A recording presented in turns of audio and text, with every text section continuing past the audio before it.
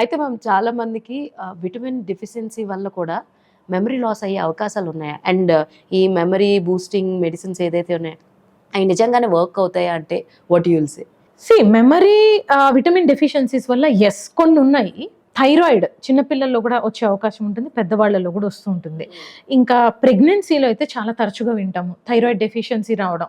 అలాంటివి కనుక అర్లీగా ఐడెంటిఫై చేయకపోతే పిల్లలు మెదడు డెవలప్మెంట్ అవ్వకుండా పుడతారు. సో అది చాలా ఘోరమైన జబ్బు అనమాట, క్రిటినిజం అంటాం అది. సో ఇది అర్లీగా ఐడెంటిఫై చేసి థైరాయిడ్ డెఫిషియన్సీని కరెక్ట్ చేస్తే వాళ్ళలో మెమరీ, బ్రెయిన్ డెవలప్మెంట్ అనేది బాగా ఇంప్రూవ్ చేయొచ్చు. ఈవెన్ కొంతమంది చిన్నపిల్లలు డల్లుగా ఉన్న వాళ్ళని కూడా థైరాయిడ్ సప్లిమెంట్ ఇచ్చి ఈ థైరాయిడ్ డెఫిషియన్సీని కరెక్ట్ చేస్తే యాక్టివ్ అయ్యి చాలా బాగా చదువుకున్న కేసెస్ కూడా ఉంటాయి. సో ఇది కాకుండా వైటమిన్ B12 ఇంకా వైటమిన్ D, ఈ డెఫిషియన్సీస్ కూడా తరచుగా చూస్తున్నాం ఇప్పుడు పిల్లల్లో. అయితే వైటమిన్ A అండ్ C కూడా చాలా ఇంపార్టెంట్. సో వైటమిన్ A అనేది ఏంటంటే కళ్ళకి చాలా useful.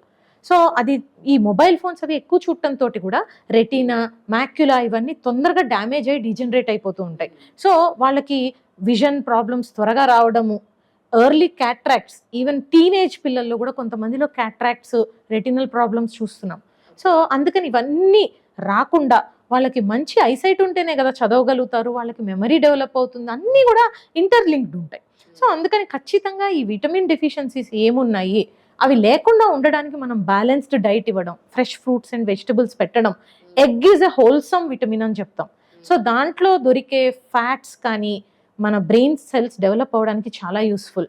Proteins muscles and nerves స్ట్రాంగ్గా డెవలప్ అవ్వడానికి చాలా యూస్ఫుల్. మిగతా విటమిన్స్ అన్నీ కూడా దాంట్లో ఎగ్లో ఉండేవి మనకి న్యూరల్ డెవలప్మెంట్కి, మెమరీ ఇంప్రూవ్ అవ్వడానికి చాలా హెల్ప్ అవుతూ ఉంటాయి. మెమరీ పిల్స్ అంటారా, ఏదైనా కూడా ఆర్టిఫిషియల్ కెమికల్స్ కొంతవరకే యూజ్ అవుతాయి. అండ్ ఈ మెమరీ పిల్స్ పర్టికులర్గా మనకి దొరికేవి ఏవైతే ఉంటాయో అవి ఓల్డ్ ఏజ్ వాళ్ళలో వచ్చే ఒక టైప్ ఆఫ్ డిమెన్షియా ఉంటుంది, ఆల్జిమర్స్ డిమెన్షియా అంటాం. అందులో ముఖ్యమైన సిమ్టమ్ ఈజ్ మెమరీ లాస్. అలాగని ఇది మెమరీ తగ్గనీయకుండా ఆపుతుంది, మొత్తం పోయిన మెమరీని రికవర్ చేస్తుంది అనేది అబద్ధం. కేవలం మెమరీ లాస్ సెల్స్ డీజనరేట్ అవ్వడం వల్ల అవుతుంది. కాబట్టి సెల్స్ డీజనరేషన్ అవ్వడానికి గల 100 మెకానిజమ్స్లో ఒక్క మెకానిజంని స్లో డౌన్ చేయడానికి మాత్రమే ఈ మెమరీ పిల్. సో అంటే మీరు ఇమాజిన్ చేయండి, అదొక పెద్ద కొండ, దాన్ని మీరు ఒక చిన్న గొడ్డలు పట్టుకొని నేను మొత్తం కొండని పగలగొట్టేస్తాను, ఉన్న చెట్లని నరికేస్తానని వెళ్ళడానికి ప్రయత్నిస్తే ఎట్లా ఉంటుందో అలా ఉంటుంది. So it's not possible. So మనం చేయాల్సింది మెమరీ ఇంప్రూవ్ అవ్వడానికి చిన్నప్పటి నుంచి ఎక్సర్సైజెస్ నేర్పించడం, తరచుగా పజిల్స్ ఆడడం. మనకు తెలుసో తెలియకనో సండే, ఆదివారం ఈనాడు బుక్స్ లాంటివి వస్తూ ఉంటాయి. దానిలో రకరకాల ఏజ్ గ్రూప్స్ వాళ్ళని ఎంటర్టైన్ చేసేలాగా కొన్ని ఇస్తుంటారు.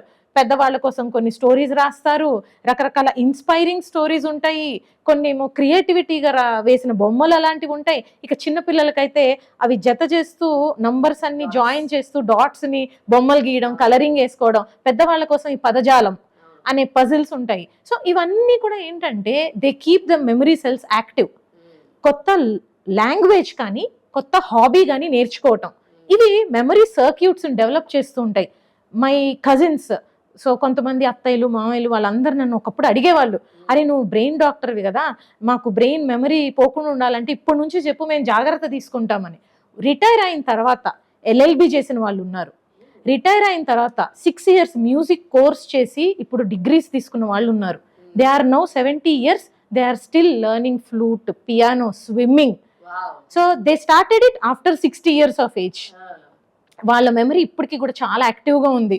సో మనకి తెలియకుండానే మనం ఏంటంటే అలా డల్గా రిటైర్ అయ్యాం కదా, ఇంట్లోనే కూర్చుందాంలే, టైంపాస్గా చేద్దాంలే అన్నట్టు ఉంటే కనుక త్వరగా డిమెన్షియా వచ్చేస్తూ ఉంటుంది. సో మెమరీని ప్రిజర్వ్ చేసుకోవాలి, యాక్టివ్ చేసుకోవాలి, ఎప్పటికప్పుడు కొత్త విషయాలు నేర్చుకుంటూ ఉండాలి. వాడకంలో పెడితేనే కదా బండైనా కదిలేది, లేదా తుప్పు పట్టి పక్కన పడిపోతుంది. Hi everyone, Nenu mi Vedika. Please subscribe to Volgo Health. Don't forget.